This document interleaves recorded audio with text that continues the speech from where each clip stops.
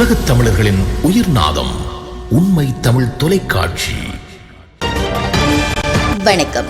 உண்மை தமிழ் தொலைக்காட்சியின் பிரதான செய்திகள். முதலில் தலைப்புச் செய்திகள்.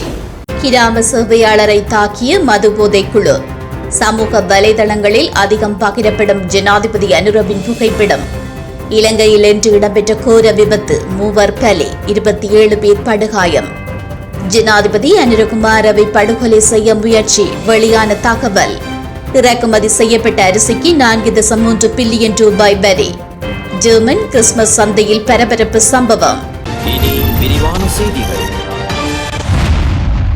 வாழச்சேனை பிரதேச செயலாளர் பிரிவுக்குட்பட்டு நாசிவன் தீவு கிராமத்தில் கடமையாற்றும் கிராம சேவகர் மதுபோதையில் வந்த குழு ஒன்றினால் தாக்கப்பட்டதாக போலீசார் தெரிவித்தனர். பாதிப்பிற்குள்ளானவர் வாழச்சேனை ஆதார வைத்தியசாலையில் சிகிச்சைக்காக அனுமதிக்கப்பட்டுள்ளார்.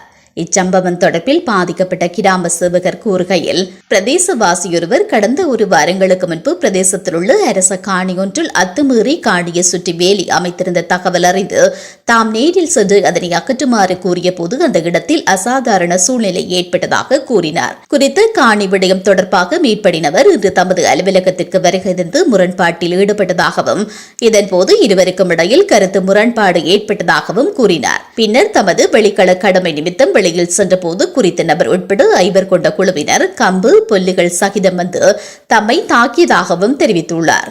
இந்த சம்பவம் தொடர்பான மேலதிக விசாரணைகளை போலீசார் மேற்கொண்டுள்ளனர்.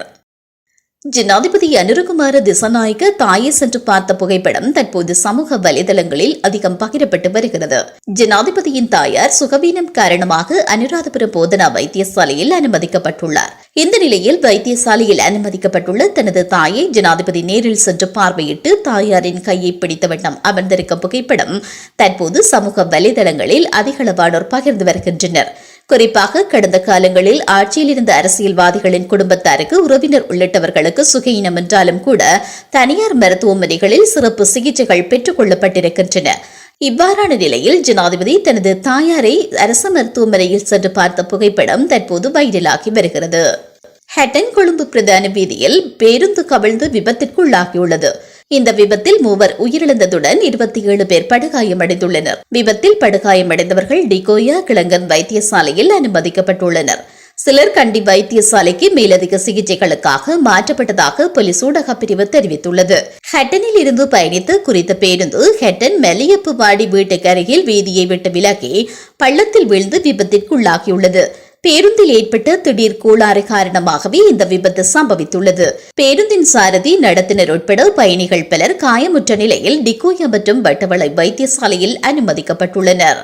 இலங்கையில் இடம்பெற்ற கடந்த ஜனாதிபதி தேர்தலுக்கு 1 நாள் முன்னதாக ஜனாதிபதி அனுரகுமார திசாநாயக்கவை படுகொலை செய்ய முயற்சித்தமை தொடர்பில் குற்றப்புலனாய்வு பிரிவினர் விசாரணைகளை மேற்கொண்டு வருவதாக நீதிமன்றில் தெரிவிக்கப்பட்டுள்ளது. ரகசிய போலீஸ் விசேட புலனாய்வு பிரிவினர் நீதிமன்றில் உண்மைகளை அறிக்கை செய்துள்ளனர். இந்த சம்பவம் தொடர்பில் கண்டியில் உள்ள முன்னாள் போலீஸ் அதிகாரியொருவர் வழங்கிய தகவலின் அடிப்படையில் விசாரணைகள் மேற்கொள்ளப்பட்டு வருவதாக கூறப்படுகிறது. குறித்து போலீஸ் உத்தியோகத்தரிடம் வாக்குமூலம் பெற்றுள்ளதாகவும் குற்றப்புலனாய்வு பிரிவினர் அறிவித்துள்ளனர். நாட்டுக்கு இதுவரை 67,000 மெட்ரிக் டன் அரிசி இறக்குமதி செய்யப்பட்டுள்ளதாக இலங்கை சுங்கம் தெரிவித்துள்ளது. அவற்றில் 28,500 மெட்ரிக் டன் பச்சை அரிசியும் 38,500 மெட்ரிக் டன் நாட்டரிசியும் இறக்குமதி செய்யப்பட்டுள்ளதாக சுங்க பேச்சாளர் சிவலி அருகுட தெரிவித்துள்ளார்.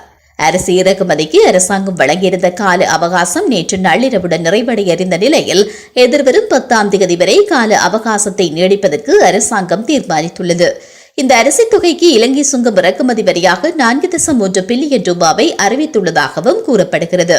இதேவேளை அரசாங்கம் இறக்குமதி செய்த முதல் அரிசி தொகை எதிர்வரும் 24ஆம் தேதி நாட்டிற்கு கொண்டுவரப்பட உள்ளதாக அரசு வர்த்தக கூட்டுத்தாபனத்தின் தலைவர் ரவீந்திர பெர்னாண்டோ தெரிவித்துள்ளார். ஜெர்மனியில் உள்ள கிறிஸ்துமஸ் சந்தையொன்றிற்குள் வைத்தியர் ஒருவர் காரை செலுத்தி தாக்குதலை ஏற்படுத்தியதில் 2 உயிரிழந்த சம்பவம் பரபரப்பை ஏற்படுத்தியுள்ளது. ஜெர்மனியின் மேக்டெபெர்கில் இடம்பெற்ற இந்த சம்பவத்தில் 60 பேர் காயமடைந்துள்ளனர். இந்த விபத்தை ஏற்படுத்திய 50 வயதுடைய வைத்தியர் கைது செய்யப்பட்டுள்ளார்.